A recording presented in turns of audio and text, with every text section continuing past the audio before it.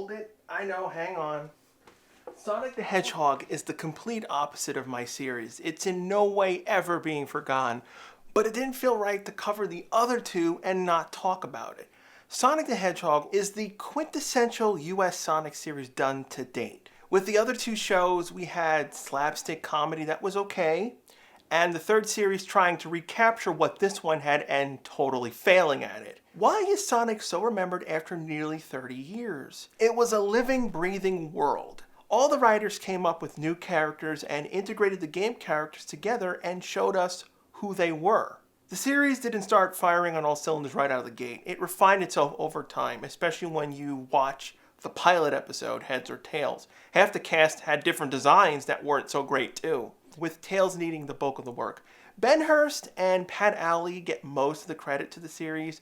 They're the ones who ran the second season mostly, but you have to also appreciate Len Jansen creating the characters in the beginning. A lot of the show's direction also gets thanks to Adventures of Sonic the Hedgehog. Why the two series thing happened was because Deke wanted to do a weekly series, but ABC didn't want to do that. ABC wanted an exclusive Sonic show, so this is why Adventures was Looney Tunes and Sonic the Hedgehog had a story.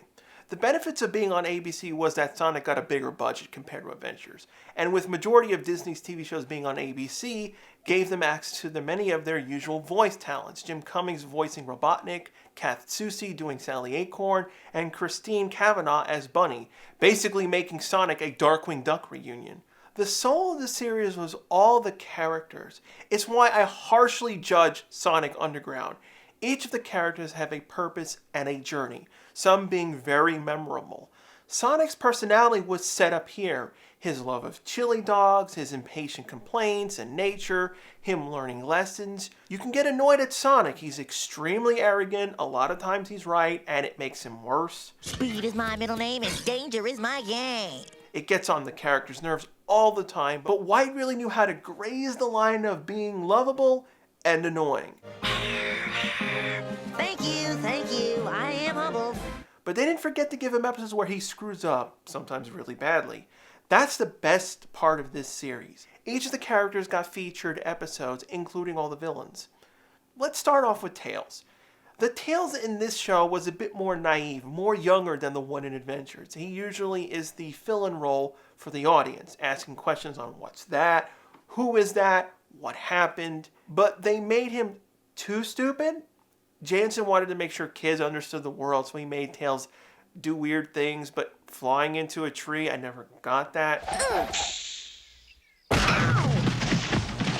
He gets better and does get to improve himself on several missions. I'm also glad the series acknowledged him being a kid. He shouldn't be going on every mission. Next up, probably the most important character, Sally Acorn, or Princess Sally. She's the last surviving member of the royal family when the land was called Mobotropolis. I can't speak for everyone, but the reason why I fell in love with this Sonic show above all was because of this arc. The one thing that always got overlooked, why is Sonic and Robotnik at odds? Why did Robotnik take over the planet in the first place? This story explains this. This is what Sonic Underground got wrong. Mobotropolis had been dealing with another enemy before Robotnik called Negus, a powerful wizard that wanted to take over the kingdom. Julian and his nephew Snively worked for Sally's father, the king. They defended the kingdom against the attacks with Julian's skill in technology and leadership. He also stole something that was intended to help people, turning it into the roboticizer. Julian betrayed the king, trapped both Sally's father and the warlock Negus in another dimension, and attacked everyone in the kingdom, either turning them into mindless robots or killed them off. They made sure to keep the game's lore a part of the show's origin story, having Julian renamed himself to Robotnik. It doesn't end there. Throughout the two seasons, several other storylines were built up. Snively, who's Robotnik's nephew, was being abused by him every time he failed, so his hatred of Robotnik got worse all the way up to the end of the series. Another thread, and my personal favorite, was Bunny and Uncle Chuck. Unlike Underground choosing to not use its side characters, Uncle Chuck, who invented the roboticizer, also created the power ring generator.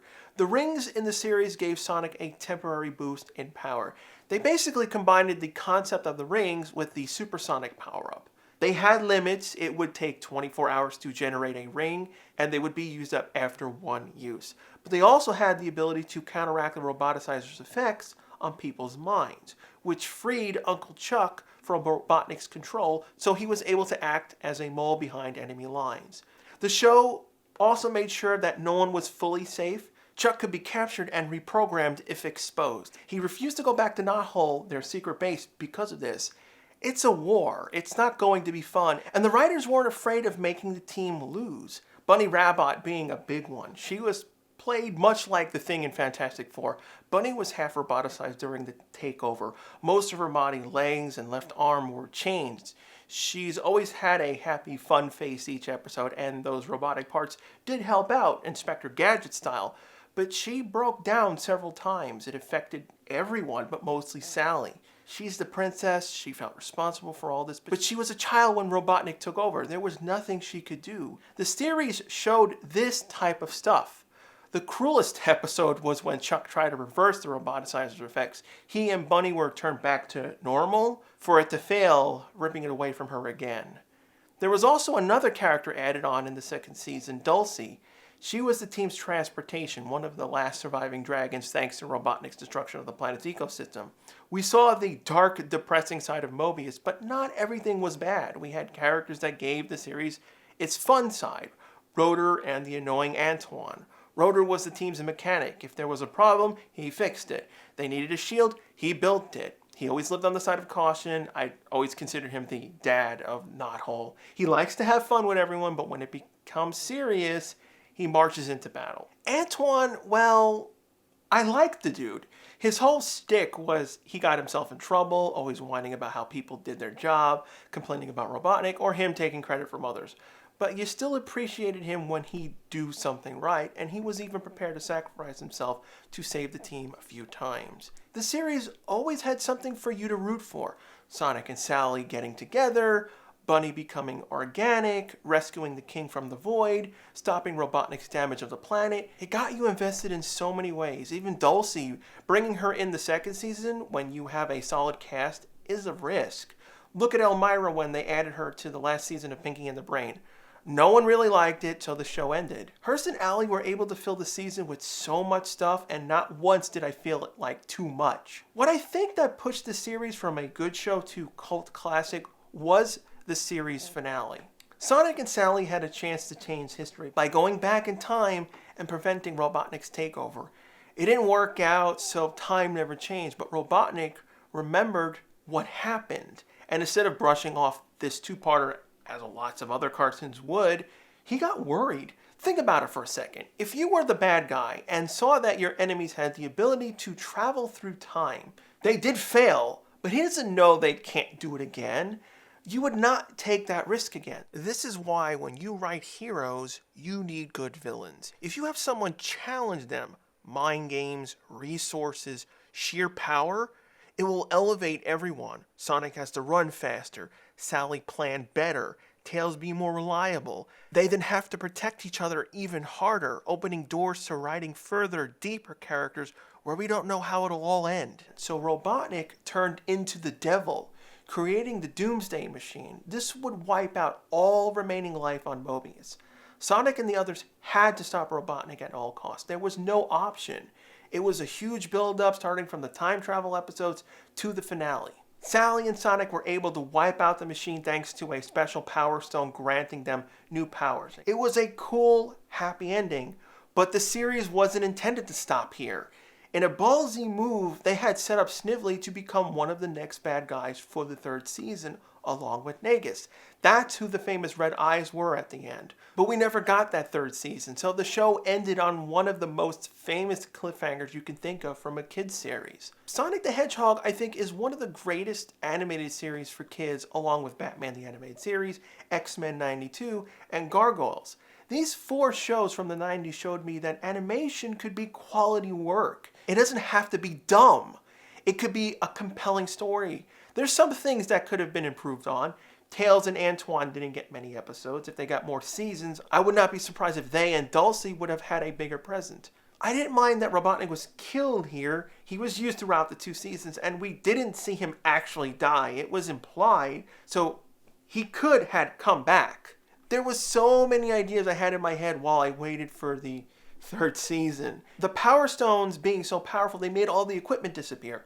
Nothing really blew up, so I thought maybe it got sent to the void. So maybe Robotnik was with the Doomsday Machine, swapping places with Negus. With Negus coming back, it would have made the show much harder for the Freedom Fighters to defend the planet. Because right now, Sonic and Sally were the only ones who had magic that could challenge Negus. Snively wasn't stupid and would have also made a much more harder villain to deal with. He would have won his revenge and would have enacted it on the Freedom Fighters, where they could have had Robotnik come back in two ways. Either his father made him remember who he was as Julian, turning him to the good side, or he used the Doomsday Machine to return from the void, which would also free Sally's father, with it being a three-way fight to the end of the series. There were so many directions the writers could have gone. That's the potential that the series had. As fans of Sonic, we're hard on the series because we care. Whether you love the video game Sonic or the animated Sonic, we want to see good stuff come from the series. Nintendo has made so many excellent video games with Mario. We want to see that with Sonic too. Sonic always seems to get the short end of the stick more than a home run. I'm not expecting SATAM to ever come back. I would love it, but it's not practical. But it will always be one, if not the best Sonic show done.